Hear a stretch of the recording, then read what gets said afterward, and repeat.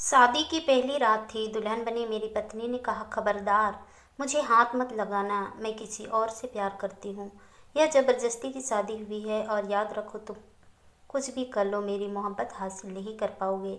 मैं तुम्हें कभी नहीं चाहूँगी। उसकी आंखों में आंसू थे। मैं हैरान और परेशान, मैं पागलों की तरह इसे देखने लगा और सोचने लगा कि क्या हो गया है। जब कुछ समझ न आया तो मैं वहाँ से चला गया और ऊपर वाले से दुआ किया कि हे भगवान, यह कैसी परीक्षा है। मुझे डर लग रहा था, बहुत ज़्यादा डर। खानदान का डर, समाज का डर। मैं एक मिडिल क्लास फैमिली से था और ऐसी ऊंच नीच पर हमारे यहाँ इज्जत की धज्जियाँ उड़ जाती है। अगर यह सुबह घर गई और वापस ना आई तो मेरी इज्जत का क्या होगा।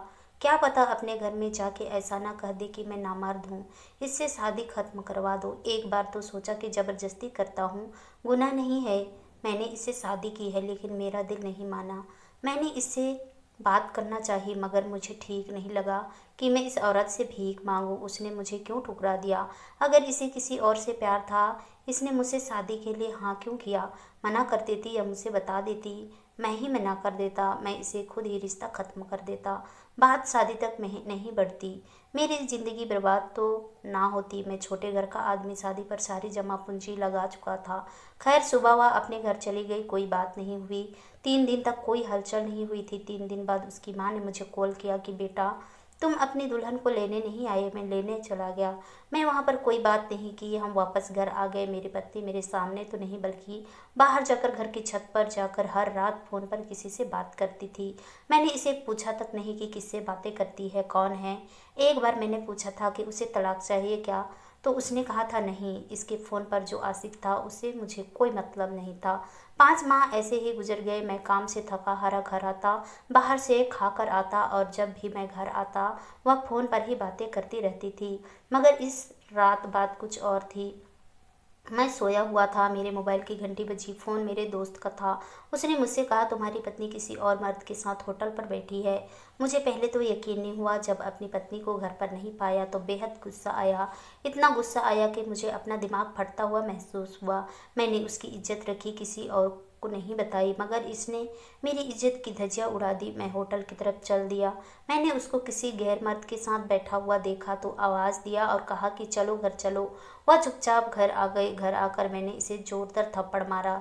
अब तुम अपने घर चली जाओ, मेरी तरफ से आज़ाद हो। तुम्हें तलाक चाहिए तो वह कहती है नहीं, मगर तुम मेरे साथ मेरे घर में हरगिज नहीं रह सकती। वह औरत यानी कि मेरी पत्नी आज भी अपने घर में है, अकेली है।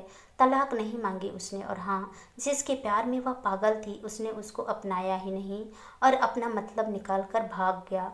एक दिन रोते हुए उसकी कॉल आई थी। कहने लगी कि मुझे अपने नाम से हटाना मत, भले ही आप मुझे अपने साथ जगह ना दो, लेकिन तलाक मत देना। बस एक आखिरी ख्वाहिश पूरी कर दो। मैंने उसकी आखिरी इच्छा का इज्जत रख ली और उसको तलाक नहीं दिया। इसके बाद पूरे 3 साल से 4 साल लगे खुद को नॉर्मल इंसान बनने के लिए, औरत पर यकीन करने में कि हर औरत ऐसी नहीं होती। फिर आखिर में मैंने एक दूसरी औरत से शादी कर ली। अब मेरे 3 बच्चे हैं।